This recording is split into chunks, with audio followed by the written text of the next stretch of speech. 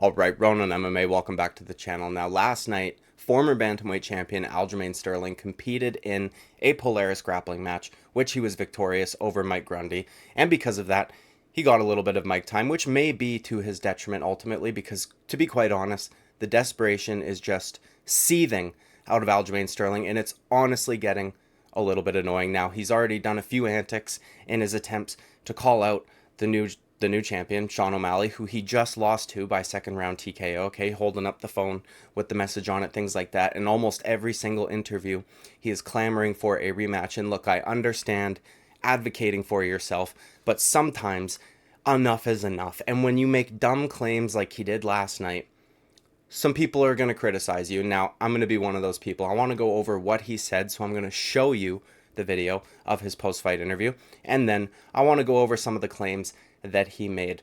I got a message for Mr. Sugar Tits, because he's still that to me. Hey, give me my rematch or fight Merab. It's that simple. Stop ducking the top contenders and be a man and be a real champ and fight the best of the best. That's what I did. Now you need to turn around and do the same exact shit. Let's go. You heard it here, ladies and gentlemen, your winner, Okay, so what I want to talk about in particular is kind of the last part of it. He said, give me a rematch or fight Merab. Stop ducking number one contenders. Fight the best of the best. That's what I did. And now you need to turn around and do the exact same shit. I want to go over those claims a little bit because if I'm being quite honest, man, I see a lot of people upset at the fact that Colby Covington is getting a title shot. I see a lot of people upset at the fact that Stipe Miocic is getting a title shot and things like this.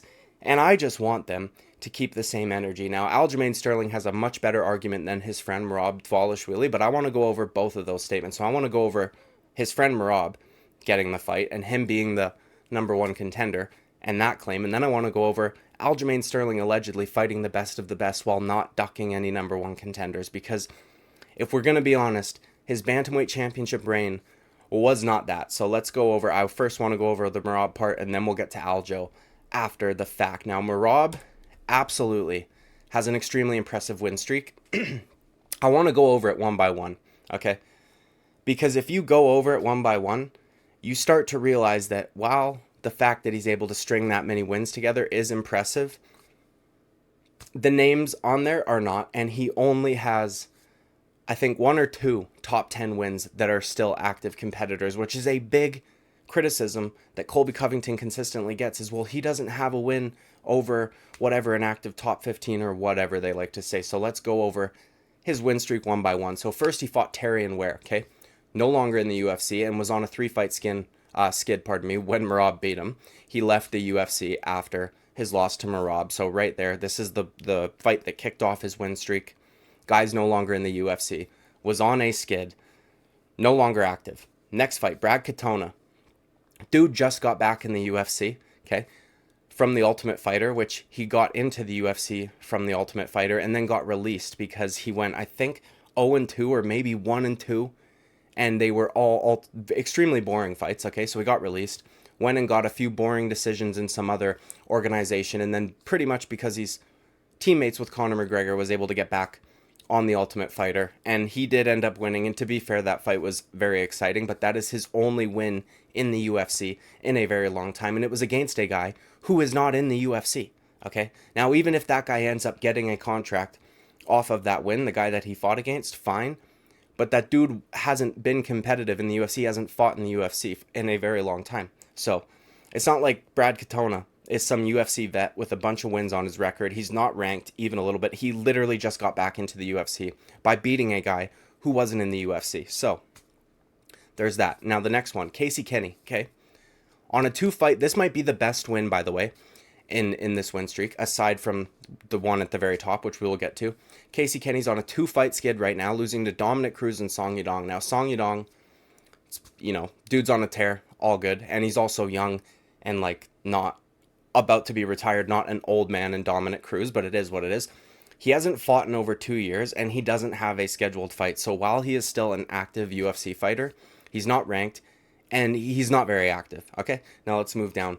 Gustavo Lopez, which, by the way, this is the fight, if I'm not mistaken, that got him into the top 15, and neither of him nor Merab were ranked at the time. So it's not like he beat a top 15 guy, a guy with a number beside his name, to get into the rankings. He fought another unranked guy, a guy that was ranked below him if we go past the top 15, because Merab was in the red corner for this fight. Has not been in the UFC since 2021.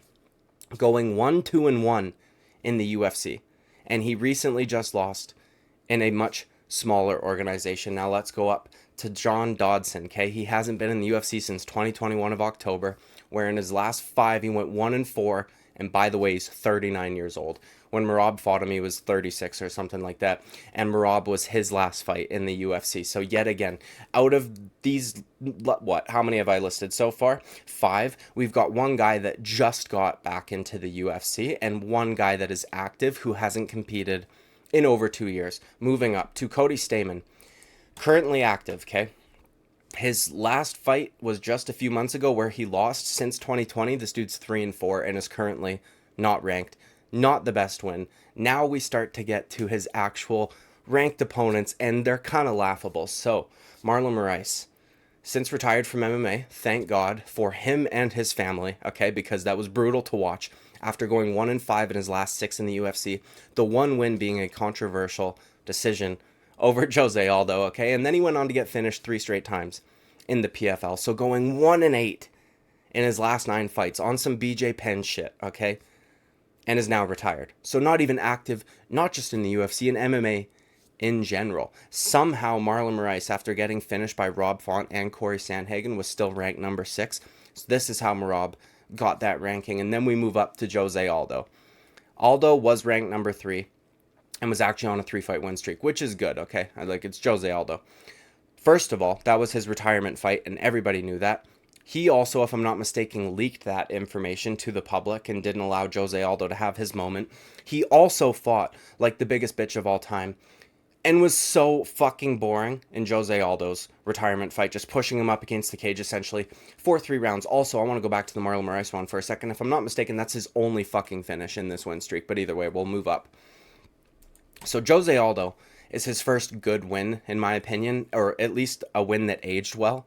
And he's retired, okay? This was his retirement fight. So it wasn't like he was fighting a guy that was actively trying to, get a title shot.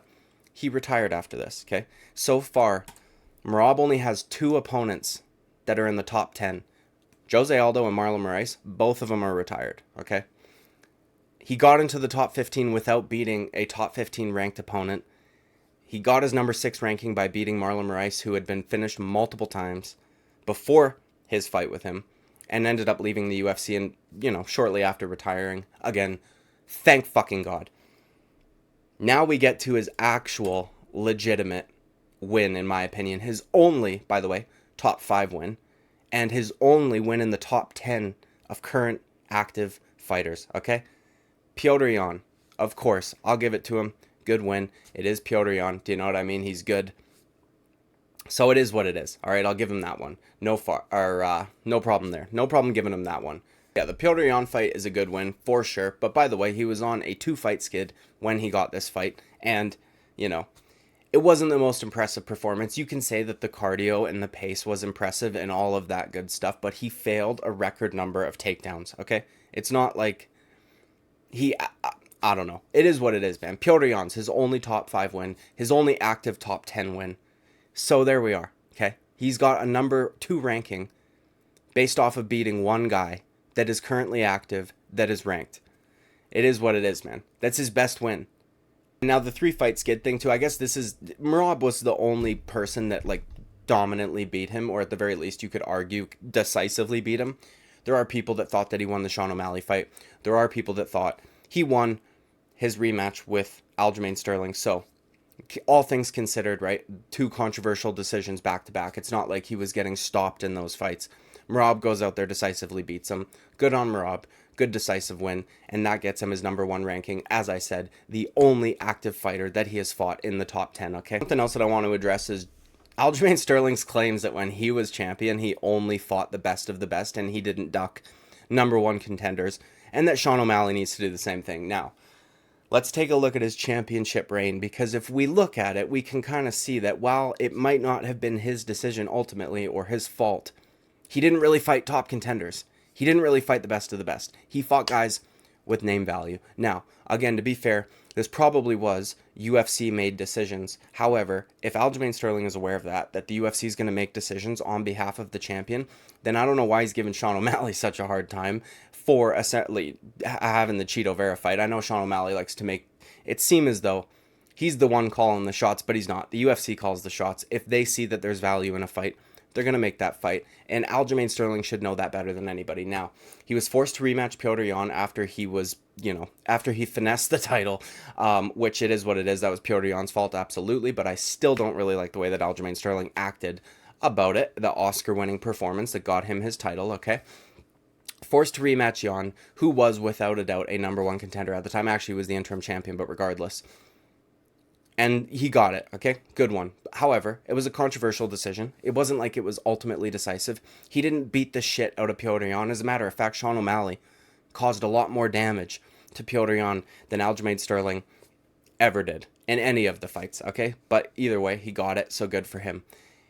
He already beat Sandhagen, so I guess, there's another top 5 win, and there was also a contender that he had already beaten before becoming champion, so we can't really knock him for not defending against Corey Sandhagen. However, TJ Dillashaw, okay, suspended for EPO, hadn't competed in over 2.5 years after getting knocked out by Henry Cejudo in 32 seconds, okay, gets a win that should have been a loss over Corey Sandhagen, and I will stand by that. I feel like Corey Sandhagen was robbed that night, and gets the title fight 15 months later. There's a lot of people that like to bitch about Colby Covington sitting out. A lot of people that like to bitch about Stipe Miocic sitting out.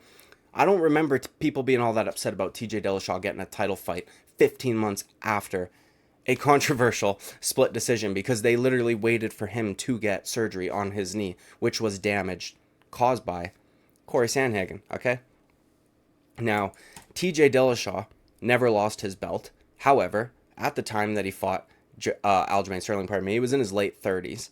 Right, he hadn't gotten a win in 15 months, and it was a controversial win at that. And if we want to go back before that Corey Sandhagen win, it was at least 3 years before he had gotten a win over another bantamweight champion. Okay, so this guy's not a number one contender. He's coming out of fucking retirement and getting a title shot because of the name value. This is not a number one contender fight, not even a little bit. Now, I guess you could kind of argue that it was, because he beat Sandhagen, who probably had a pretty high number beside his name. But again, I do believe he was robbed. And it's TJ fucking Dillashaw. He sat out for over another year after. It's just, fuck off with that shit, okay? Also, when he fought him, dude had one arm, which I know isn't his fault. I'm trying not to, shit on him for that a whole lot, because he had no idea. Nobody did. A lot of people bet on TJ Dillashaw not knowing that the dumb fuck went in there with an already messed up shoulder, okay? And then he fights Henry Cejudo, which, by the way, was another controversial decision, okay? Who, some fucking way, hadn't fought in 3 years, comes back, loses, and is ranked number 3 now, which is insane to me. I don't understand how that works, but regardless. After 3 years, he comes back. They just stick him in there because of the name value and the fact that he left as the champion. This guy was not a number one contender. He hadn't beat anybody in the top 5 that was active, much like TJ Dillashaw, despite the win over Corey Sandhagen, whatever it is, what it is, dude. Out of your 3 title defenses, okay, so far, good one on Petr Yan, right? The guy that you should have lost to the first time around. Petr Yan fucked up. You finessed the belt. All good. You get a controversial split decision over him, but I'll give it to you, okay? The next 2 were men coming out of retirement in their late fucking 30s. These are not number one contender fights. You're not fighting the best guys available to you, the young, hungry, up-and-coming, actual fucking contenders. You fought 2 former champions that had one come out of suspension for a very long time because he's a fucking juice head, and the other one came out of retirement 3 months later and got shoved into a title shot, and after losing somehow is ranked in the top 3, okay? So while he might have that number beside his name, that's not a true number one contender's win, and I get that I'm being a little reductive, I guess you could say, by just calling them men coming out of retirement that are, in their late 30s, because it is Henry Cejudo and it is TJ Dillashaw, but they're not active competitors. They came back and got given opportunities. It is what it is, okay? And then in your next title defense, where you actually fight another top contender, a actual number one contender, okay? You get fucking flatlined, dude. You got flatlined. The only other contender that you fought aside from Petr Yan, the only guy that wasn't coming out of retirement or coming off of a fucking steroid suspension, you got starched by, dude. And how about this? Aljamain Sterling is Sean O'Malley's only ranked finish. There's not a single guy that Aljamain Sterling has fought that is ranked that he has finished except for Aljamain Sterling. And he finished him in the second round with one of the first punches that he threw. Okay? Petr Yan went to a decision with him, a controversial one at that, both causing tons of damage to one another. Pedro fucking Munoz caused more damage to Sean O'Malley's legs, even though Sean O'Malley was checking those kicks. Do you know what I mean? You were the champion, and you're the only guy that Sean O'Malley has finished that is ranked. That's not a great look, dude, okay? It's just not. Now, I don't even think Henry Cejudo should be in the top 5. Kind of pisses me off, but it is what it is. Now, if you agree with that statement, Sean and Aljo are in the exact same boat in terms of how many top 5 wins they have. If we want to include Henry Cejudo, Aljo's got one more over him, which is an old, retired Henry Cejudo, who has clearly had shoulder surgery. He's got a huge scar on his left shoulder, if I'm not mistaken. And dude, again, I don't know how many times I have to stress this point, hadn't fought in 3 fucking years, okay? Both having wins over Petr Yan. Aljo has a win over Sandhagen, and O'Malley has a finish over Aljamain Sterling. They both have 2 top 5 wins. They're in the same fucking boat. Now, again, if you want to include Cejudo, fine. Aljo's got one more on there. However, whatever, dude. Either way. O'Malley just won the belt. I'm not even a fan of O'Malley, dude. He just won the belt. He hasn't had a chance to defend yet. He wants Cheeto, who in my opinion should be ranked number 5, because Henry Cejudo should not fucking be 3 after losing. Hasn't fought in 3 years, comes back, loses, and is ranked number 3. Explain that to me, okay? Either way. Cheeto's 5-1 in his last 6, which might be the best record among top 5 guys aside from fucking Merab and Aljo. I know it's better than Corey Sandhagen's last 5 and 6, and I know Corey Sandhagen has a win over him, but he's injured, okay? And he's going to be out for a while. By the fucking way, has a win over Sean O'Malley. Completely understandable that Sean O'Malley wants to get that one back, okay? I doubt that if O'Malley beats Cheeto, he'll duck a guy like Sandhagen. Like, I just don't see that happening. Who the fuck's he going to fight? Do you know what I mean? The UFC's not going to go let him fight Gervonta Davis. That's not happening. That's not happening. He can talk all the fuck he wants. It's not going to happen. He doesn't sell the same... The reward isn't there for the UFC to make all that risk. It was there with Conor because they were able to sell so many fucking pay-per-views. Sean O'Malley, at the very least, needs a few more wins as champion to be in that position. And he might not even win his next fight. He's not ducking, bro. I think Cheeto has better wins and wins over more ranked guys than Merab does. You know what I mean? Either way. No, he does, okay? Aljo, shut the fuck up. Honestly, man, you're doing yourself a disservice. You defended 3 times successfully. Okay, good for you. Once against Yan, which was controversial, but fine, I'll give it to you. 2 men coming out of retirement, both in their late 30s, both coming off of surgeries, by the way, also, because TJ Dillashaw's knee was fucked after the Sandhagen fight. Henry Cejudo clearly has a massive scar on his shoulder, and it wasn't there in his last UFC fight 3 years prior. And the one hungry up-and-comer that you fought, you get fucking stopped by, okay? You get stopped. Like, again, you're his only finish in the top 15. It's insane to me, dude. As I said, I'm not even a fan of Sean O'Malley, and to me, Aljamain Sterling's driving me fucking nuts, okay? You're his only ranked win. Fuck out of here. Like and subscribe, I'd greatly appreciate it. Bye-bye.